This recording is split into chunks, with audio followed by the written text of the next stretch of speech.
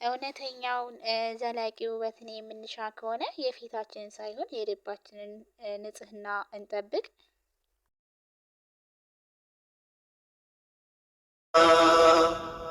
ባህር ማዶ ያለችው ውዲቷን እህቴ ደግነትን ሳስብ ማጠፋው ከፊቴ ሐሳቧን አሳክተህ ሕልሟን ሙላውና። አሰላሙ አሌይኩም ወራህመቱላሂ ወበረከቱ። ውድና የተከበራችሁ የሰሙ ዩቱብ ቻናል ተከታታይ ቤተሰቦቼ፣ ወደ ሀገሮቼ ልጆች፣ እህት ወንድሞቼ ከሀገር ውስጥም ከሀገር ውጭም ያላችሁ ወደ ኢትዮጵያውያኖች ሁላችሁንም ሰላም ሰላም ብያለሁ። በያላችሁበት ሀገርና ቦታ የአላሁ ስብሓነ ወተዓላ ሰላምና እዝነት ጥበቃ ሁሉ አይለያችሁ እያልኩኝ ልባዊ ምኞቴ ነው። እንግዲህ ዛሬ ላይ እጅግ ወሳኝና አስፈላጊ የሆነ መልካም ትምህርት እየላችሁ መጥቻለሁ። እንደምትጠቀሙበት አልጠራጠርም። እንግዲህ ቪዲዮውን እስከ መጨረሻው ፍጻሜ ድረስ ተከታተሉ ስል በአክብሮት እጠይቃለሁ ማለት ነው። ዛሬ ላይ እየላችሁ የመጣሁት ለፊታችሁ ውበት ማለት ነው።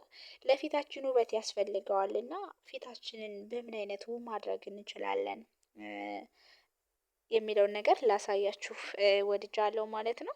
ምናልባትም ለፊታችን ውበት ስል በነገራችን ላይ ይሄ በፊታችን ላይ የሚታየው የሚንጸባረቀው ውበት ያ መስሎ ሊታየን ይችላል። ነገር ግን እስኪ ምን አይነት ነው የፊታችን ውበት የሚለውን ለፊታችን ውበትስ ምን ያስፈልገዋል? ለፊታችን ውበት ምን ማድረግ አለብን? ፊታችን ውበቱ በጣም እንዳምርበትና ፊታችን ውበቱ ያማረበት እንደሆን ምን ማድረግ አለብን የሚለውን እናያለን። መልካም። የሰው ልጅ ፊት የልቡ መስታወት የውስጡ ማንነት ነጸብራቅ ነው።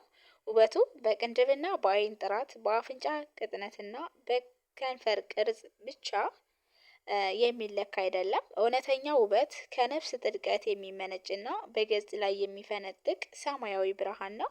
ይህ ብርሃን የኢማን ነጸብራቅ ሲሆን ጥቁረቱ ደግሞ የወንጀል ጥላ ነው። ሰው ልብ በሉ ውዶችዬ ማለት ነው። ሰው ይቅርታ ለድምፄ ትንሽ ጉንፋን ይዞኛል ማለት ነው። ለዛም ነው ትክ የሚያደርገኝ ማለት ነው። ሰው ከሰው አይኖች ተሰውሮ በድብቅና በስውር አላህን ሲያምጽ የወንጀሉ አስከፊነት በቅድሚያ የሚታተመው በፊቱ ላይ ነው። ኢብኑል ቀይም አላህ ይዘንላቸውና እንዳሉት ኃጢአት በተለይም ደግሞ በድብቅ የሚፈጸም ሲሆን ፊት ላይ ጨለማን ያስፈናል። ይህም ጨለማው በአይን የሚታይ አካላዊ ጥቁረት ላይሆን ይችላል። ነገር ግን የፊት ገጽታ ያበላሻል። ውበትንና ሞገስን ይገፋል። ወንጀለኛ ሰው ምንም ያህል አካላዊ ውበት ቢኖረው በፊቱ ላይ የሚነበብ አንድ አይነት ጭጋግና አስፈሪነት አለ። ይህ የውስጣዊ ማንነት ጥቁረት አማኝ የሆነ ሰው ልቡ ሊረዳውና ሊገነዘበው ይችላል ማለት ነው። ኃጢአት የልብን ብርሃን እንደሚያጠፋ ሰዓት ነው። ልብ በጨለማ ቁጥር የፊት ገጽታንም ያንን ተከትሎ ይጠቁራል ማለት ነው። እና ይከብዳል፣ ማራኪነቱን ያጣል። የአላህን ትዕዛዝ በድብቅ መጣስ ልክ ንጹህ ልብ ላይ ጥቁር ነጥብ እንደመጣል ነው። ወንጀሎች ሲደጋገሙ ነጥቦች እየበዙ ልብን ሙሉ በሙሉ ይሸፍኑታል። ያኔ የፊትን ብርሃን ሙሉ ለሙሉ ይጠፋል ማለት ነው። ስለዚህ የምንሰራቸው ነገራቶችና የምናደርጋቸው ነገራቶችን ጥንቃቄ ማድረግ ይጠበቅብናል ማለት ነው። በአንጻሩ ለአላህ የሚደረግ አምልኮ በተለይም ደግሞ በሌሊት ተነስተው መስገድ፣ ዚክርን ማብዛትና ቁርአንን መቅራት የፊት ብርሃንና ውበት ምንጭ ነው።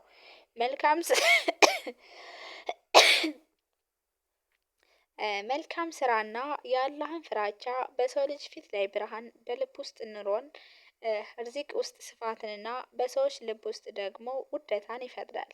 ኢባዳ የነፍስ ምግብና የልብ ማጽጃ ነው። ልብ በኢባዳ በጠራና በደመቀ ቁጥር ፊታችን ላይ የሚነጥቀው ብርሃን ይጨምራል። ይህ ብርሃን ሰዎች የሚስብ መተማመንን የሚፈጥርና ለመልካም ነገር የሚገፋፋ ሰማያዊ ኃይል አለው። የአላህን ባሪያ በስጁድ በዱዓና እርሱን በማስታወስ በሚያሳልፋቸው ጊዜያት የአላህን ኑር ፊቱን ይሸፍነዋል። ይህ ውበት ጊዜ የማይሽረው በእጅና ይህ የማይደበዝዝ ከሞት በኋላም በቀብርና በቂያማ ቀን የሚከተል ዘላለማዊ ድምቀት ነው። ለዚህም እውነተኛውንና ዘላቂውን ውበት የምንሻ ከሆነ የፊታችንን ሳይሆን የልባችንን ንጽህና እንጠብቅ።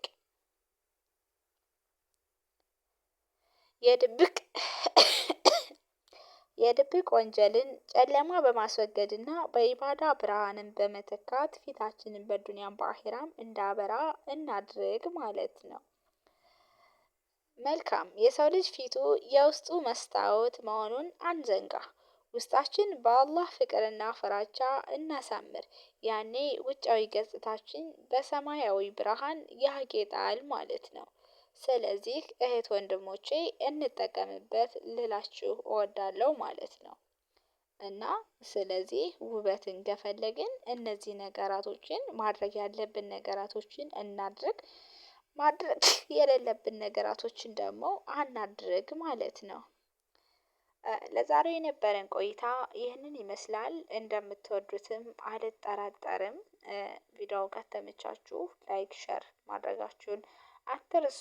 እንዲሁም ደግሞ ለሌሎች ሰዎች አድርሱላቸው እያልኩኝ በቀጣይ ቪዲዮ እስከምንገናኝ የምንወዳትና የምናከብራት የምንሳሳላት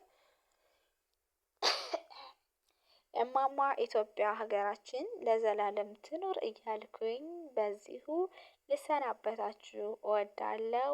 ባይ ባይ። አሰላሙ አለይኩም ወራህመቱላሂ ወበረከቱ።